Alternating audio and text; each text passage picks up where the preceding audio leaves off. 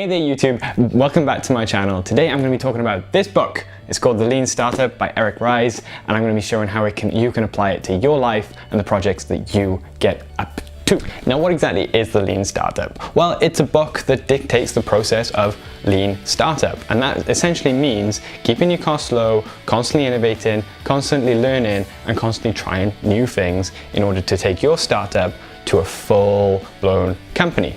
Now, why is this important? Because startups essentially don't really know what they are yet. They need to kind of constantly test things, find customers, see what their product actually is. They're almost like a baby business that's kind of learning bits apart of the world in order to become a fully fledged company.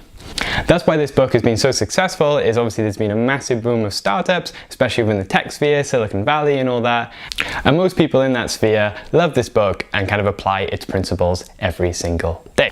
But it's more than just a business management style. Obviously the book uses lots of examples from companies and kind of shows you success stories that have used the lean startup. But I read it and I think it's more to it than that. I obviously picked it up because I wanted to learn about how to build products, build companies, but afterwards I kind of learned a little bit more, and I'm going to share that with you today. So the book itself outlines some key chapters about how to define problems, how to actually build something to try and solve or kind of experiment with that problem, measure it, find something out, and then sort of learn, adapt. And it even uses the key term called pivot, where you essentially change what you're trying to do based on new information. So a really key aspect at the beginning is about defining the actual problem. And this often means, in the case of business, what customers you're trying to go after, what kind of product you're trying to build, what kind of problem you're actually trying to solve. And in terms of the book, for a startup, that is trying to solve a customer's problem and trying to work out a way to do it, define how you might do it, define who you might do it for. But here's where I think it goes a bit deeper. I think you can apply this to anything you're doing in life. You can apply it to your personal stuff that you want to do. Say you want to exercise more, then you need to first define why you want to exercise more, how you're going to do it, who you might do it with, what gym you might go to. So defining a problem is more than just something that a business can do. That's why I think this book is so interesting, because you can apply defining a problem that you want to solve to anything in life.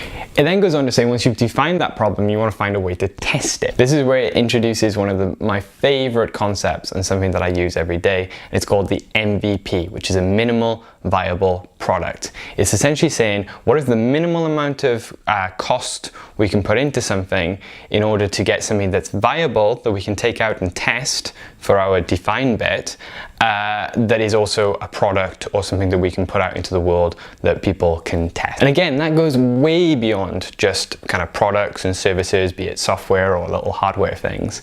It can be a problem you're trying to solve in your life too. I personally wanted to start a YouTube channel a long time ago, but what I did before that was I started doing little Instagram stories. I got used to being on camera, used to talking about what I wanted to talk, and then eventually when I wanted to talk about much bigger things, set up a proper camera, then I had the confidence to kind of go ahead and do this kind of project. Going back to our exercise example earlier, maybe you don't want to sign up for a full gym membership. Can you just commit to maybe doing a couple of push-ups at home first? Minimal viable products are everywhere, and sometimes we estimate what we can achieve in a short amount of time when we haven't even answered some of these larger questions that we need to first define. And then another key lesson from this book is about measure and choosing the right measures. When you actually define your problem and then you come up with a test for it, you want to actually know if your test has worked or not. You want to be able to look at, well, this is what it was before, and now because we've done this, we've seen an increase in maybe in terms of a business, it might mean revenue or customers, but for you it might mean weight loss, it might mean you get better sleep, or any number of things that you're trying to measure and track.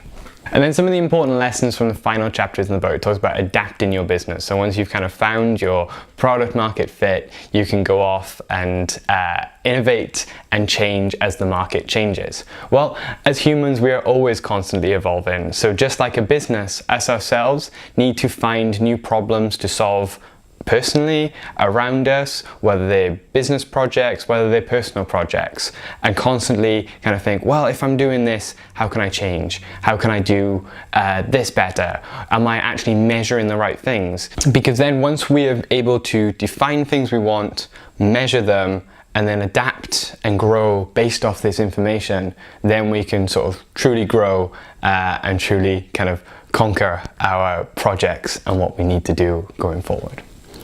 So this was a little attempt at doing something a bit different. I wanted to kind of try this idea of taking this business book and kind of like giving a different take on it, a kind of more personal take on something that is just a business method. If you want a proper review, I'm sure there's plenty of other YouTube videos on an actual breakdown of what's in the content, but I thought it'd be interesting to give you a take on how it could apply to your personal life. So if you kind of like this little experiment in kind of interpreting a business book in a kind of personal way, do give this video a like, subscribe if you want to see more videos that kind of relate to innovation, tech, and all the kind of changing technology in the world and how we can grow and develop with it. Leave a comment on this video or all that jazz, all the stuff that you do on YouTube, you know, comment, like, subscribe, all that kind of stuff. If you want more of my day-to-day activity, please follow me on Instagram or Twitter. It's @CDSteer, and until next week, bye bye.